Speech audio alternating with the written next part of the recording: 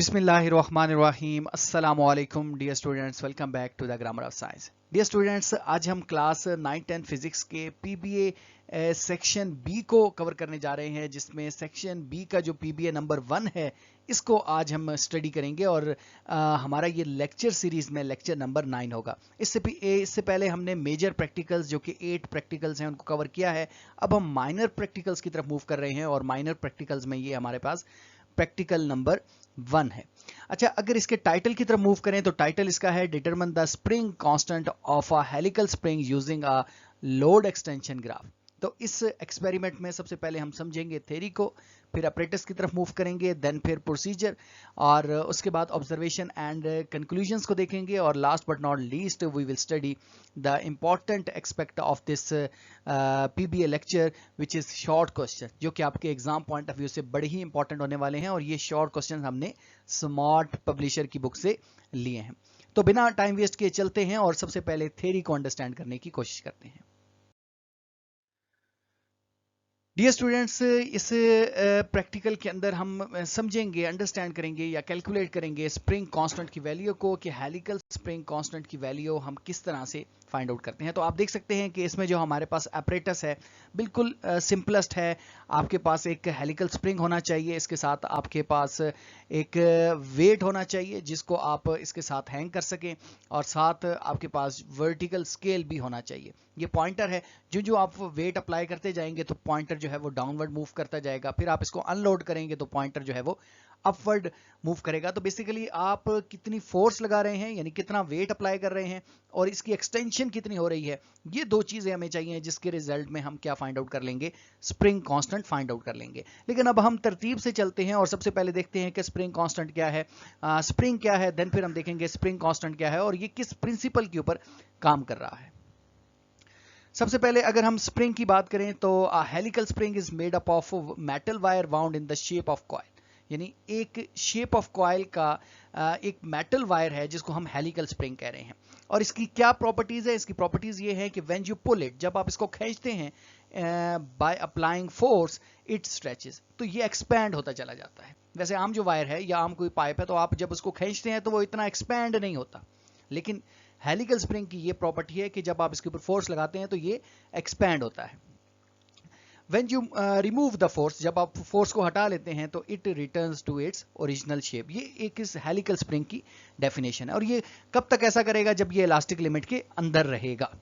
अच्छा जी, नेक्स्ट दूसरी बात ये है कि ये जो स्प्रिंग कांस्टेंट को हम फाइंड आउट कर रहे हैं, या ये जो हेलिकल स्प्रिंग है, ये इसकी जो एक्सपेंशन है ये एज पर हुक्स लॉ है। अब हुक्स लॉ ने क्या कहा था, इसको जरा समझिएगा। मैं यहाँ इसको ना समझाता हूँ with the help of pen.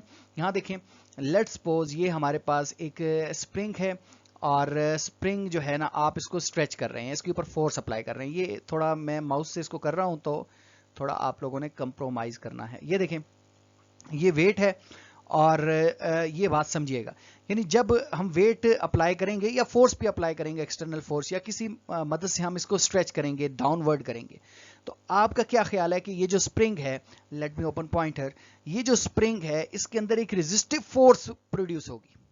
ये जो रेजिस्टिव फोर्स है जो इसको अपवर्ड लगाएगी उसको हम बोलते हैं स्ट्रेस। यानी आपने एक्सटर्नल फोर्स लगाई, वेट लगाया, जिससे स्प्रिंग क्या होगा, स्ट्रेच होगा। तो इस स्ट्रेचिंग के बाद इसके अंदर एक रेजिस्टिव फोर्स होगी, उस रेजिस्टिव फोर्स को क्या बोलते हैं, स्ट्रेस बोलते हैं। अच्छा, अब ये जितनी ज्यादा स्ट्रेस इसके अंदर होगी उतना ज्यादा स्ट्रेन आएगा, यानी स्ट्रेन कहते हैं चेंज इन लेंथ को। लेंथ में उतना ज्यादा चेंज आएगा जितनी ज्यादा इसके अंदर स्ट्रेस होगी, और स्ट्रेस किस वजह से हो रही है, आपके वेट लगाने की वजह से। लेकिन हुक्स लॉ ने क्या बताया था, हुक्स लॉ ने सिंपल सी बात यह बताई है कि stress is directly proportional to strain. ठीक है, यहाँ ये लिखा है, हम इसको पढ़ देते हैं थोड़ा, और इसमें यह है कि the extension in the spring, यानी स्प्रिंग में जो एक्सटेंशन है, जो लेंथ में चेंज होनी है, is directly proportional to applied force. जितनी ज्यादा अप्लाइड फोर्स लगाएंगे, लेकिन इसको ऐसे नहीं समझना आप लोगों ने, इसको ऐसे कहना है कि सिंपल माइंड में ये रखना है कि stress is directly proportional to strain कहते हैं। तो मैं यहां लिख देता हूं, ये ज्यादा अच्छा रहेगा मेरे ख्याल में।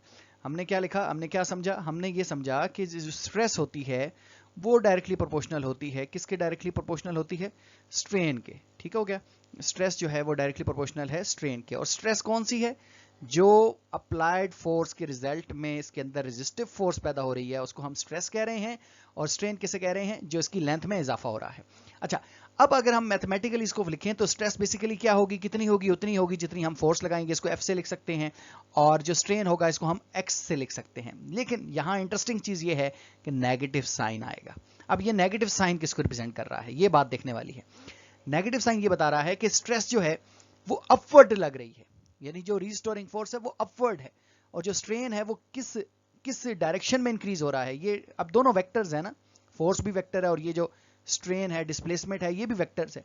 तो इसको हमने डायरेक्शन से बताना है, तो ये माइनस साइन जस्ट डायरेक्शन बता रहा है कि स्ट्रेस अपवर्ड है और जो स्ट्रेन है वो डाउनवर्ड इंक्रीज हो रहा है, स्ट्रेस अपवर्ड ज्यादा इंक्रीज हो रही है।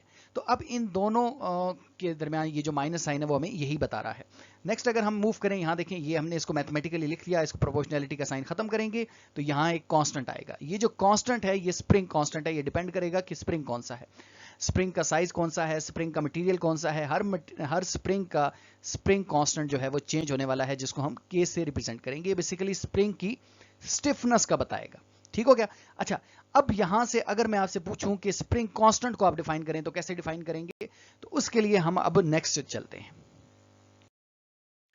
नेक्स्ट स्प्रिंग कांस्टेंट क्या है, तो स्प्रिंग कांस्टेंट देखें, यही वो मैथमेटिकल जो थी form F is equal to minus K X, तो यहां से के एक तरफ ले जाएं और ये जो x है वो डिवाइड हो जाएगा। यहाँ देखें, यहाँ बच्चे कमेंट करेंगे कि सर ये आपने माइनस साइन जो है वो यहाँ नहीं लिखा, तो इसकी जरूरत नहीं है। हमने स्प्रिंग कांस्टेंट को यहाँ डिफाइन करना है। माइनस साइन तो जस्ट डायरेक्शन का बता रहा है between this stress and this strain, कि ये ऑपोजिट इन डायरेक्शन है, तो यहाँ इसका लिखना जरूरी नहीं है। अब स्प्रिंग कांस्टेंट नेगेटिव नहीं होता, स्प्रिंग कांस्टेंट की एक वैल्यू होती है। ठीक है, तो यहां क्या होगा कि ये जो x है वो इधर नीचे जाकर डिवाइड हो जाएगा। ऊपर क्या है, हो गई है, ऊपर बेसिकली स्ट्रेस है या फोर्स है, अप्लाइड फोर्स है, और नीचे क्या है, स्ट्रेन है। तो स्ट्रेस और स्ट्रेन के दरमियान जो रेशियो है इसको हम स्प्रिंग कांस्टेंट कहते हैं। आसान लफ्जों में हमने इसको कैसे कहना है कि it is the ratio between stress and strain. तो इसको क्या बोलेंगे, कि बोलेंगे हर एक स्प्रिंग की स्ट्रेस जितनी लगाएंगे, स्ट्रेन जितना होगा, इन दोनों के दरमियान जो रेशियो होगी वो उसका स्प्रिंग कांस्टेंट कहलाएगा। अच्छा, ये बेसिकली बताता क्या है कि हाउ स्टिफ और स्ट्रॉन्ग अ स्प्रिंग इज, कि कितना स्टिफनेस है इसके अंदर या कितना स्ट्रॉन्ग कोई स्प्रिंग है। इसकी यूनिट की अगर हम बात करें, अच्छा एक और चीज देखें कि जितनी ज्यादा लार्ज वैल्यू होगी स्प्रिंग इज वेरी स्टिफ और डिफिकल्ट होगा स्ट्रेच करने के लिए, और इसी तरह से के की वैल्यू जो स्मॉल होगी तो फिर स्प्रिंग सॉफ्ट होगा और इजी टू स्ट्रेच होगा। जैसे आप यूं समझ लें कि जो आपके बाल पेन के अंदर स्प्रिंग होता है उसमें जो के है उसका स्प्रिंग कांस्टेंट है वो उसकी वैल्यू स्मॉल है, लेकिन यही अगर स्प्रिंग कहीं शॉक में लगा है, गाड़ी के शॉक कह लें या साइकिल के शॉक या बाइक के शॉक के अंदर अगर स्प्रिंग लगा है तो उसमें जो के की वैल्यू है वो लार्ज होगी, यानी उसको प्रेस करना थोड़ा मुश्किल हो जाएगा, कंप्रेस करना या स्ट्रेच करना। अच्छा, इसकी यूनिट देखें तो ऊपर फोर्स है, फोर्स की यूनिट न्यूटन, और नीचे डिस्प्लेसमेंट है या स्ट्रेन है, इसकी यूनिट मीटर, तो न्यूटन पर मीटर आ जाएगी। तो ये हमारे पास थी इसकी छोटी सी थ्योरी। अब आ जाएं, हम मूव करते हैं अपने प्रोसीजर की तरफ। तो प्रोसीजर हमने क्या करना है ये देखें। सबसे पहले क्या कहता है कि आपने अपना अपरेटस जो है इसको इंस्टॉल कर लेना। अब अपरेटस में हमारे पास क्या क्या है, हेलिकल स्प्रिंग है, आप देख सकते हैं, स्टैंड है, पैन है, वेट बॉक्स है और मीटर रॉड है, यानी ये स्केल है। अच्छा, ये हमने ये छोटा सा हमारे पास अपरेटस है। अपरेटस भी हमें पता होने चाहिए, क्वेश्चन आ सकता है अपरेटस से भी रिलेटेड। अच्छा, नेक्स्ट देखिए प्रोसीजर क्या करना है। सबसे पहले हमने इस हेलिकल स्प्रिंग को हैंग करना है इस तरह से कि जो पैन है वो इसके लोअर एंड के साथ आपने हैंग कर देना है, साथ में आपने पॉइंटर अटैच कर देना है। लेकिन इस चीज का ख्याल करना भी है, मैं 1 बाय 1 पढ़ नहीं रहा, लेकिन आपने ऐसे ही लिखा है जैसे मैं बता रहा हूं, जस्ट ट्रांसलेट करके आपने माइंड में रखते जाना है। प्रोसीजर याद करने की जरूरत नहीं है, अगर कोई आ गया तो आप इसको लिख लेंगे, वैसे प्रोसीजर के आने के चांसेस कम है, प्रोसीजर से रिलेटेड क्वेश्चन नहीं आएगा। अच्छा, अब क्या है कि इसमें हमने जो है वो ये जो पॉइंटर है हमारा, इस पॉइंटर को हमने क्या करना है कि इस स्केल के साथ तो इस तरह से रखना है कि बिल्कुल ये टच ना करे, क्लोज हो, लेकिन ये कांटेक्ट ना हो इसके साथ। पॉइंटर अगर कांटेक्ट करेगा तो यहाँ फ्रिक्शन प्रोड्यूस होगी, जिससे वो हमें हो सकता है कि स्प्रिंग कांस्टेंट की वैल्यू ठीक ना आए, तो ये थोड़ा इससे दूर रखना है, लेकिन ये easily up and down slide कर सके। तो अब क्या करना है हमने, सबसे पहले हमने इसको 0 पर फिट करना है, यानी जो हमारे पास स्केल है उस पॉइंटर उसके साथ 0 पर अटैच कर लें, या किसी नंबर पर भी है तो इट्स ओके, लेकिन यहाँ प्रोसीजर में लिखा है कि आप इसको 0 इसका सेट करेंगे। इसके बाद क्या करेंगे कि हमने यहाँ लोड अप्लाई करते चले जाना है, यानी यहाँ लोड रखेंगे इसके अंदर, ये जो हमारा पैन है इसके अंदर लोड रखेंगे, तो देखेंगे कि ये जो स्प्रिंग है वो स्ट्रेच हो जाएगा, थोड़ा नीचे आ जाएगा। तो जितना लोड रखेंगे उसको अपने पास नोट डाउन कर लेंगे, और जितना ये स्ट्रेच होगा वो उसको भी अपने पास नोट डाउन कर लेंगे। उसके बाद फिर मजीद और लोड अप्लाई करेंगे, और स्मॉल 10 ग्राम का अपने लोड अप्लाई करना है, ज़्यादा लोड अप्लाई नहीं करना, क्योंकि स्प्रिंग जो है वो इतना बड़ा हम स्प्रिंग यूज़ नहीं कर रहे। तो उसके लिए ये प्रिकॉशंस हैं कि हमने स्मॉल वेट जो है वो अप्लाई करना है। तो 10 ग्राम पहले अप्लाई किया तो ये स्ट्रेच करेगा, फिर और 10 ग्राम अप्लाई करेंगे, फिर और स्ट्रेच करेगा। तो साथ साथ हमने नोट डाउन भी करते चले जाना है। इसके बाद फिर और 10 ग्राम अप्लाई करेंगे, फिर ये स्ट्रेच करेगा। तो अप्रॉक्सीमेटली 3-4 जो है वेट जो है वो हमने 10 ग्राम्स के अप्लाई करते चले जाना है। उसके बाद जब ये मैक्सिमम स्ट्रेच हो जाएगा तो हमने क्या करना है कि अनलोड करना है बारी बारी। फिर दोबारा हमने क्या करना है कि पहले वेट को उठा देना है, जो सबसे ऊपर होगा तो उसको हटाएंगे। तो उसके बाद देखेंगे कि नीडल जो है, ये पॉइंटर जो है वो अपवर्ड मूव कर रहा है, तो कितना अपवर्ड मूव किया वो भी अपने पास दोबारा नोट कर लेंगे कि जब वेट लेट्स सपोज 60 ग्राम था, 60 से दोबारा 50 पर आए हैं तो नीडल कहाँ आ गया था। फिर 50 से फिर दोबारा एक और 10 ग्राम रिमूव करेंगे तो देखेंगे कि नीडल कितना आ गया, कितना ऊपर आया स्केल के ऊपर। फिर इसके बाद 40 पे जब आ जाएंगे उसके बाद फिर देखेंगे और उसको नोट डाउन कर लेंगे, और उसके बाद फिर 10 ग्राम रिमूव करेंगे। यानी एट द एंड बारी बारी हम इसको अनलोड करेंगे, और जब तक करते रहेंगे जब तक कि सारा वेट जो है वो अनलोड ना हो जाए, और देखेंगे कि एट द एंड ये वापस अपनी प्रीवियस पोजीशन पर आया है या नहीं। तो इस तरह इस डाटा को अपने पास नोट डाउन कर लेंगे। तो अब हम फिर क्या करेंगे, फिर हम मूव करेंगे ऑब्जर्वेशन और कैलकुलेशन टेबल की तरफ, और उसके अंदर देखेंगे कि हमारे पास रिजल्ट्स क्या निकले हैं। अब हम चलते हैं ऑब्जर्वेशन एंड कैलकुलेशन टेबल की तरफ, और इसमें आप देखें कि जो इनिशियल पोजीशन थी पॉइंटर की वो हमने अज्यूम की थी कि वो हमारे पास 0 सेंटीमीटर है। इसके बाद आपने वैल्यू ऑफ जी लिखनी है, और वैल्यू ऑफ जी आपको पता है 9.8 मीटर पर सेकंड स्क्वायर होती है। तो इसको हमने लेकर जाना है छोटी यूनिट सेंटीमीटर पर सेकंड स्क्वायर। इसका रीज़न ये है कि हम स्मॉल वेट अप्लाई कर रहे थे, ग्राम में अप्लाई कर रहे थे, तो जो एसआई में नहीं रहना हमने, यहाँ हम जा रहे हैं छोटे यूनिट में, ग्राम और लेंथ को हम लेकर कन्वर्ट कर रहे हैं सेंटीमीटर में। तो यहाँ आपने जस्ट इसको 100 से मल्टीप्लाई कर देना है तो ये सेंटीमीटर में आ जाएगा। अब वेट इक्वल होता है mg के, मैस आपके पास है जितना, यहाँ जैसे 10 ग्राम है तो 10 लिखेंगे, और इसको 980 से मल्टीप्लाई कर देंगे तो ये आपके पास आ जाएगा वेट। और याद रहे कि ग्राम सेंटीमीटर पर सेकंड स्क्वायर जो है ये यूनिट होती है डाइन की, ठीक है।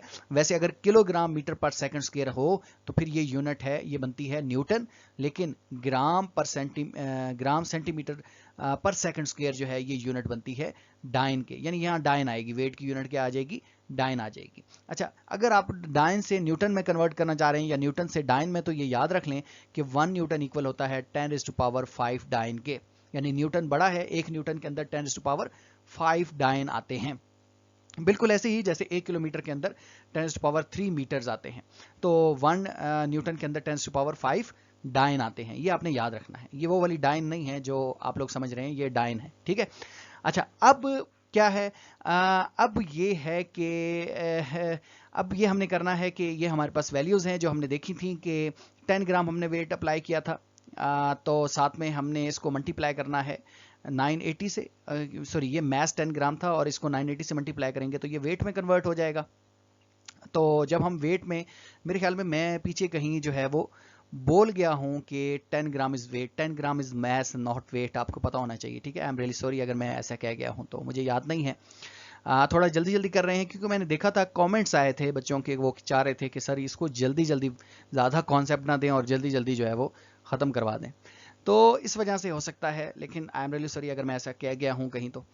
अच्छा जी, नेक्स्ट देखें कि ये 10 ग्राम है और 10 ग्राम को हम मल्टीप्लाई कर रहे हैं 980 सेंटीमीटर पर सेकंड स्क्वायर से, तो ये कन्वर्ट हो जाएगा डाइन में हो जाएगा।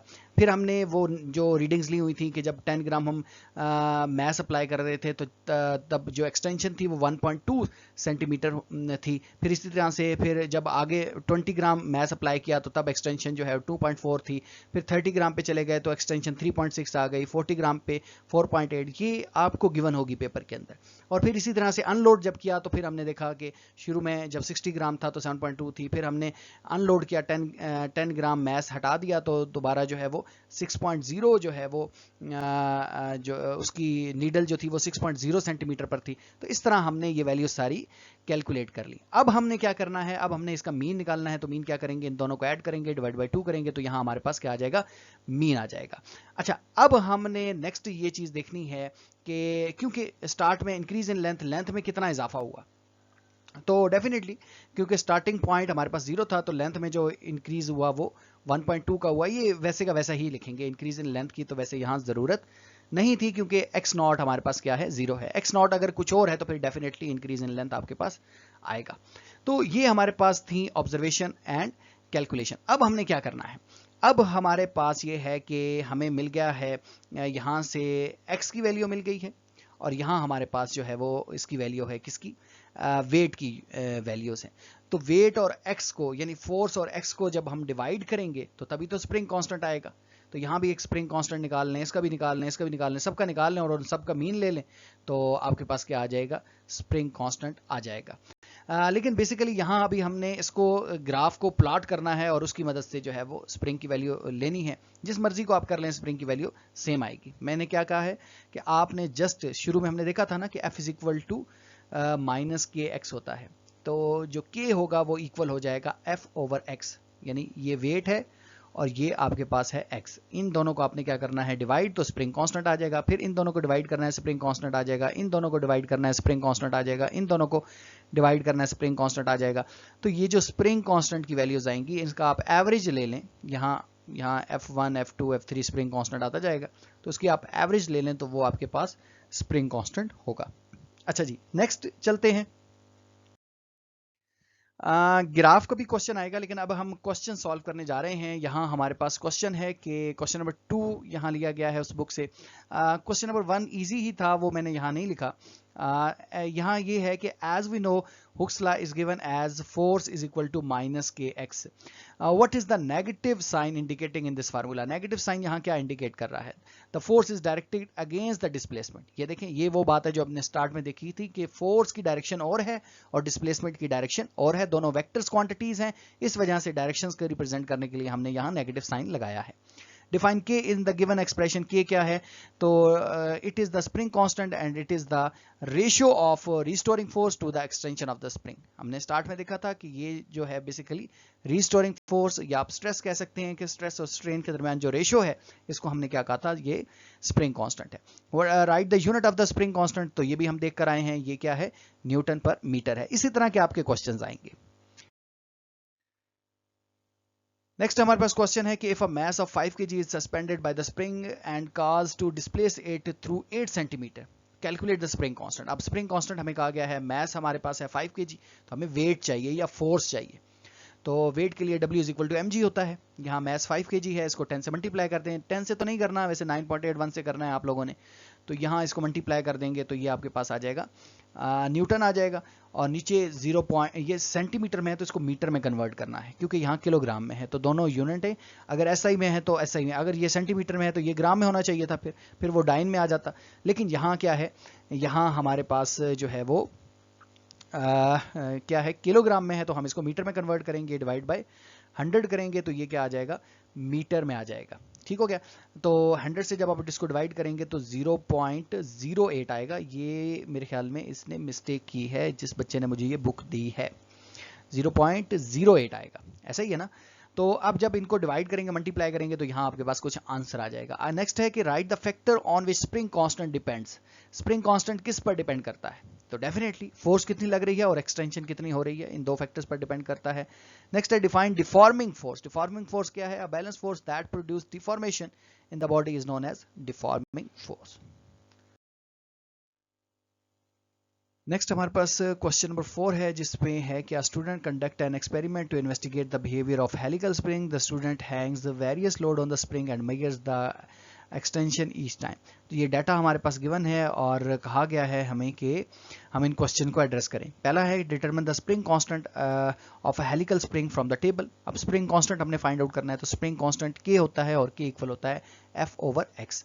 तो यहाँ से F यानी लोड कुछ भी पुट कर लें और x कुछ भी पुट कर लें, यानी आमने सामने वाला। ऐसे जैसे 2 आप लोड पुट कर सकते हैं तो 4 एक्सटेंशन पुट करेंगे, 3 लोड पुट करेंगे तो 6 सेंटीमीटर एक्सटेंशन पुट करेंगे। अच्छा, ये सेंटीमीटर में है तो इसको आपने मीटर में कन्वर्ट कर लेना है। तो इन दोनों को डिवाइड करेंगे तो यहाँ आपके पास क्या आ जाएगा। नेक्स्ट है predict the extension for a 7 Newton load. अब लोड उसने बताया है, एक्सटेंशन हमने बतानी है। तो F इज इक्वल टू के एक्स होता है, यहाँ से हमने x निकालना है तो x इक्वल हो जाएगा F ओवर k हो जाएगा। तो F हमारे पास 7 है और k जो है वो 50 है। इन दोनों को डिवाइड कर दें तो आपके पास ये आ जाएगा 0.14 मीटर। नेक्स्ट है कि if the spring stretch to 12 centimetre calculate the work done. याद रहे कि स्प्रिंग का जो वर्क डन होता है इसका फार्मूला होता है W is equal to half K X square. तो यहाँ k जो है वो स्प्रिंग कांस्टेंट है और x जो एक्सटेंशन है इसकी वो उसने बताई है 12 सेंटीमीटर। इसका स्क्वायर ले लें, इसको मल्टीप्लाई वगैरह कर लें तो आपके पास इस तरह से कुछ आंसर आ जाएगा। और वर्क डन की यूनिट क्या होगी, जाउल होगी। ये यहाँ यूनिट भी लिखनी है। नेक्स्ट मूव करेंगे।